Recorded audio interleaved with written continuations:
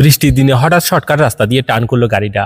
তাই লোকটা রেসিস্টেন্ট কইলো রাস্তায় কাম চলতেছে, তাই বাইরে উঠিয়া যাইতাম কইছি। তখন লোকটা কইলো আজকে এমনিতে দেরি হইয়া গেছে গা। তখন ড্রাইভার কইলো স্যার মেলা বৃষ্টি হইতাছে, রাস্তা দেখা যাইতাছে না। তখন লোকটা রেসিস্টেন্ট কইলো আমার মনে লয় আমগো কোনোখানে আশ্রয় লওয়া উচিত। হ্যাঁ হ্যাঁ একটা বাড়ি দেইকা গাড়িতে আইকা বাইর হইয়া হে বাড়িতে গিয়া দরজায় নক করলো।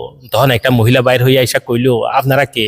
তখন লোকটা কইলো আমরা হইতাছি মুসাফির, আমরা আপনার ঘরে কিছুক্ষণ আশ্রয় চাই।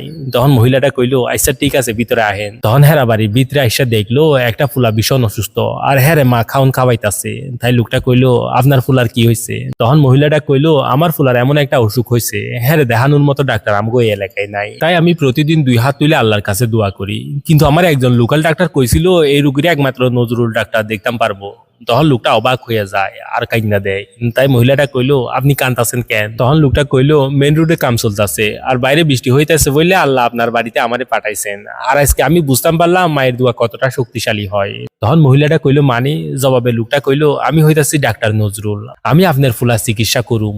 পরে লোকটা ফুলাটারে বিনা পয়সায় চিকিৎসা কইরা দেয়।